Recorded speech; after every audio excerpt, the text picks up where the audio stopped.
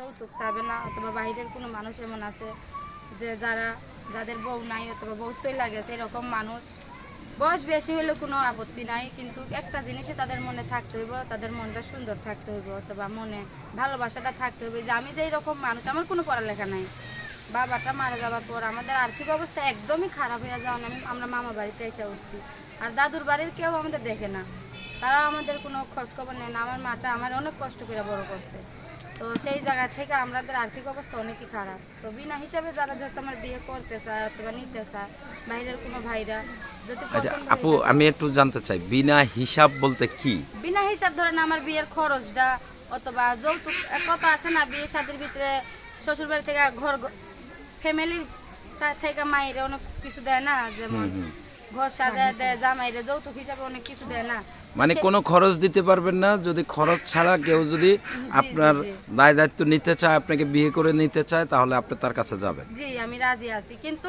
ভাই আমি একটা কথা বলি যে অনেক মানুষ আছে ফোন দিয়ে অনেক ধরনের কথা বলে, কিন্তু আমি সেই রকম মেয়ে না, অথবা আমরা সেই রকম, আমরা কষ্ট করে প্রতিবেদনের সামনে আসি, এটা যদি আপনাদের বুঝের মাধ্যমে আসে তো ফোন দেওয়া কথা বলবেন, আর যদি খারাপ লাগে তো ফোন দিবেন না। একটা কষ্ট করে মেয়ে প্রতিবেদনে আসবে, অথবা অনেক মেয়ে আছে অথবা তাদের হয়তো কোনো সমস্যা করতে পারে, কিন্তু সেই হিসেবে সব মেয়েরা এক না, যদি একটু বিশ্বাস করে কথা বলতে চায় বলতে পারে। বাইরের মানুষরা যেরকমই বয়স হোক, ধরেন যত বয়সী হোক, তার মনটা যত একটু ভালো থাকে, ফ্রেশ থাকে, অথবা কোনো দায়িত্ব আমার উপরে তার থাকো স্বাভাবিকভাবে থাকে, তাহলে আমি এরকম মানুষ পেলে আমি বিয়ে শাদী করতে। আচ্ছা, বয়স তো আপনি বললেন যে কোনো বিষয় না। জি জি, বয়স কোনো বিষয় না। এখনকার দিনে মেয়েরা বেশিরভাগ বয়স্ক লোক কেন পছন্দ করে?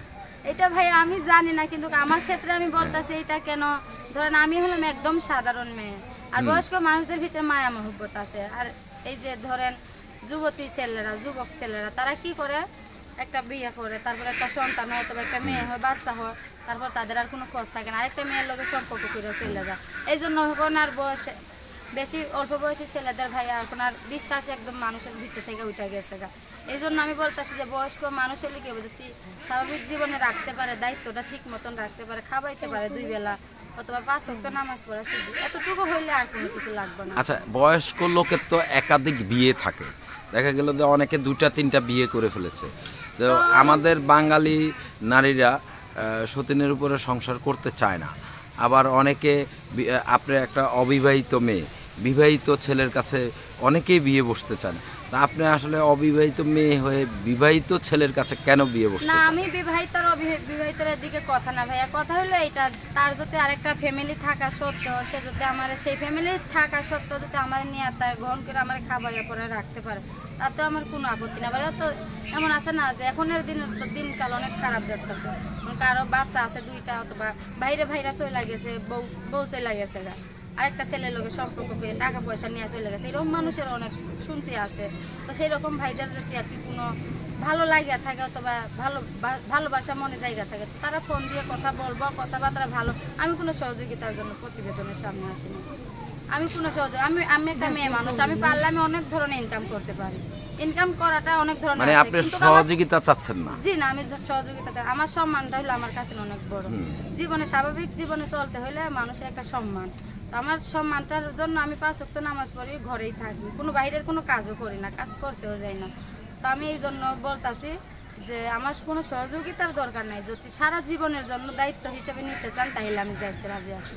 যে বলবেন সহযোগিতার জন্য আইছে অথবা টাকার জন্য আইছে, আমি মেয়ে মানুষ, আমি টাকা কামাই অনেকভাবেই কামাইতে পারবো, কিন্তু আমার সম্মানটা আমার কাছে আমি অনেক বড় মনে করি, সেই সম্মান হিসেবে আমি যার বাড়িতেই যাবো সারা জীবনের জন্য যাইতে চাই। আচ্ছা আপু, আরেকটা কথা বলি, অনেকেই এরকম বলে যে আমি সহযোগিতা চাই না, আমি ভালো একজন স্বামী চাই, ভালো একজন জীবন সঙ্গী চাই, কিন্তু প্রবাসীরা যখন ফোন দেয় তাদেরকে অনেক মেয়েরাই বলে যে আগে টাকা দাও তারপর কথা বলো, এরকম কোনো বিষয় আছে কিনা? আল্লাহ, এটা ভাইয়া শুনেন, এরকম হইতে পারে যে সহযোগিতা চান অনেকে বলে, কিন্তু অনেকের ক্ষেত্রে তো ভাই আমি আর এইসব জানি না, অথবা আমি এইসব দেখি নাই, বুঝি না, এইসব আমি জানি না। যারা বলে হয়তো বলতে পারে, কিন্তু যারা যোগাযোগ করবে আর কথা বলবে, ফোন দিলে যদি আমার লোকে যোগাযোগ করে, আমার কথার ভাষা অথবা চলনে তো তারা বুঝতে পারবো যে আমি সহযোগিতার জন্য তাদের সাথে কথা বলতাছি, নাকি তাদের পাশে দাঁড়ানো, তাদের সাথে সারা জীবন থাকার জন্য কথা বলতে, এটা তারাই বুঝতে পারবো। আমি যে এটা এখন ভিডিওর ভিতরে বলছি, অথবা ফোন দিলে যে বলবো আমার সহযোগিতা করেন, অথবা আমি খাইতে পারতাছি না, এটা আমি আমি কখনোই বলবো না। এটা আমি ভিডিওর ভিতরে যেটা বলছি এটা আমি ভিডিওর বাহিরেও বলবো, যে ফোন দিলেও আমি এটাই বলবো। আচ্ছা, আপনার মা বাবা আছে তো? জি না, আমার বাবা নাই, মা আছে, শুধু মা আছে, আমি একাই, আমার ফ্যামিলিতে আর কেউ নাই। একাই? জি, আচ্ছা, আমার মার তো একটা বাচ্চা, আসলে আমার বাবা। স্বপ্ন কি দেখেছিলেন জীবনে? জীবনে স্বপ্ন দেখেছিলাম যে অনেক বড় হবো, পড়ালেখা করে একটা ভালো সুন্দর জীবন কাটাবো, কিন্তু সেই জীবন তো আমাদের আর হলো না। একটুও লেখাপড়া করতে পারেন নাই? একটুও করতে পারিনি। আগে যখন বাবাটা যখন মারা যায়, এরপর আমি আমার মা আমাদের দাদু বাড়িতেই থাকতাম, তখন আমার মা মানুষের বাড়িতে কাজ করতো, কাজ করে টুকটাক সংসার চালাইতো। আমার পড়ালেখার জন্য হচ্ছে অনেক চেষ্টা করতে, কিন্তু আমার দাদুর ফ্যামিলি থেকে আমাদের দেখে না বলতে, দেখে না মামা বাড়িতে এসে পড়ে রয়েছি, যদি তারা যদি আমাদের একটু দেখতো তাহলে আমার জীবনে অনেক সুন্দর হইতে পারতো। তারা আমার পড়ালেখার বিভিন্ন কিছু দেয় না, আমার অথবা আমার বাবার যে সয় সম্পত্তি আমাদের দেওয়ান লাগবে এই হিসাবে তারা আমাদের বাড়ি থেকে বিদায় করে দিছে, এটাও আমাদের দেয় নাই। এমনভাবে বাড়ি থেকে বিদায় করছে, তাদের কাছে যাবারও কোনো অধিকার নেই। এই জন্য ধরেন পড়ালেখাটা করতে পারিনি। এখন মামা বাড়িতে আমার মায় থাকে, কিন্তু আমার মা এখন অবস্থা একদমই খারাপ। এখন আমার মা চাইতেছে যে একটা মেয়ে, আমার মেয়েটার বিয়ের বয়স হয়ে গেছে, এখন তো বিয়ের সাথে দিতেই হইব, তো এই জন্য আমার প্রতিবেদনের সামনে আসা। আচ্ছা, তো আসলে এই যে জীবনে চলার পথে আপনি তো দেখতে বেশ সুন্দরী, রূপে গুণে আমি মনে করি মানে অনেক ভালো। তো আসলে এই জীবনে কি কখনো প্রেমের কোনো প্রস্তাব কিংবা প্রেম এসেছে কিনা? জি ভাইয়া, এটা অস্বীকার করবো না, যেটা জীবনে হয়ে গেছে এটা আমি কখনো অস্বীকার করবো না। এরকম প্রেম ভালোবাসা মানুষ অফার দিছে, আরেক মানুষের লগে সম্পর্ক করার আশাও আছে, কিন্তু অল্প কিছুদিন কথা বলছে, কথা বলার পরে দেখতে আমাদের আর্থিক অবস্থা খারাপ, তাদের ফ্যামিলি থেকে তাদের বারণ করে দিচ্ছে যে এরকম মেয়ের নমুনা, পড়ালেখা নাই, অশিক্ষিত, অথবা আর্থিক অবস্থা নাই, পরিচয় নাই, মামা বাড়িতে থাকে, এরকমও হয়েছে। জীবনে প্রেম ভালোবাসা হয়েছে, হইয়া জীবনে কষ্টও পাইছে। এই জন্যই তো বলতাছি যে যুবক ছেলেদের আর বিশ্বাস হয় না, এই যে জীবনে কষ্ট পাইছি বলে বিধাই বল। কতদিন প্রেম করেছিলেন? না, বেশি দিন করি নাই, অল্প কয়দিন প্রেম করছিলাম, ধরেন 6 মাস এরকম প্রেম করছিলাম। সে আমাকে বলছিল যে তোমার কোথাও ঘুরতে গিয়েছিলেন? জি না, এরকম কিছু হয় নাই। আমি তো বললাম আমার মামা বাড়িতে থাকার পরে এরকম কিছু হয় না, কি মোবাইলের মাধ্যমে একটু যোগাযোগ হয়েছিল। সে আমাকে বলছিল, দায়িত্ব নিতে চাইছিল, বলছিল তোমার যতই আর্থিক অবস্থা হোক আমি তোমার পাশে থাকবো, তোমার সারা জীবনের জন্য রাখবো, এরকম বললে তাদের ফ্যামিলি থেকে বারণ করছে। তারপর তার কোনো খোঁজ আর পাইনি, ফোন দিল হচ্ছে উঠাই নাই। সে আবার এখন আরেকটা বিয়ে করছে, এটা আমরা দেখছি। এই জন্য আমার ভিতর থেকে যুবক ছেলেদের আশা উঠে গেছে। এই জন্য আমি একটা আদর্শমান দায়িত্ব হিসেবে বয়স্ক মানুষই চাই, যে যেহেতু আমার সারা জীবন আগলে রাখতে পারে। কোনো মৃত্যু তো এটা কোনোর আগেও তো আমি হয়তো মরতে পারি, এটা তো আল্লাহ উপর আল্লাহ লিখছে, তাই না?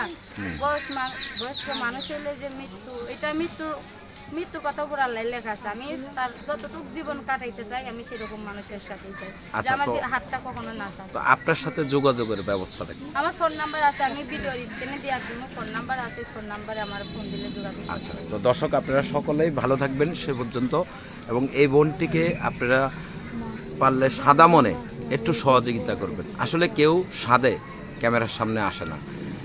আর একটা কথাই দর্শকদের মাঝে আমি বলতেছি, আপনাদের কাছে একটা অনুরোধ, আপনাদের কাছে হয়তো যদি মনে বিশ্বাস থাকে আর পাশে থাকার জন্য ফোন দেন তাইলে দিয়েন ভাইয়া, কোনো আজে বাজে কথার জন্য ফোন দিয়েন না। এটা আমি একটা কষ্ট করে প্রতিবেদনের সামনে আসা, এরকম কষ্টের ভাগিদার হইতে চাইলে ফোন দিবেন, অথবা কষ্টের ভিতরে আইসা মিষ্টি মিষ্টি কথা 2 দিন শোনাই, এরপর আর কোনো খোঁজ থাকে না, এরকম কিছু করেন না ভাইয়া। সবটা মানুষ সমান না, বা সবটা মেয়ে সমান না।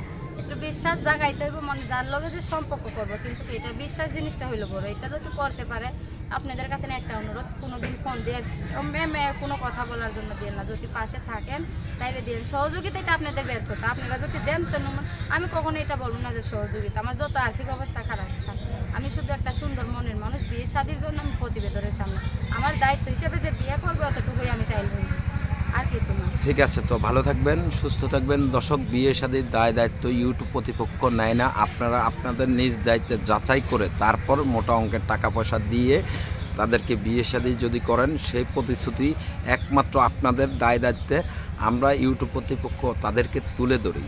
বিয়ে শাদীর বিষয়গুলো আমরা দেখি না। সে পর্যন্ত সকলে ভালো থাকবেন, সুস্থ থাকবেন। আল্লাহ হাফেজ, আসসালামু আলাইকুম।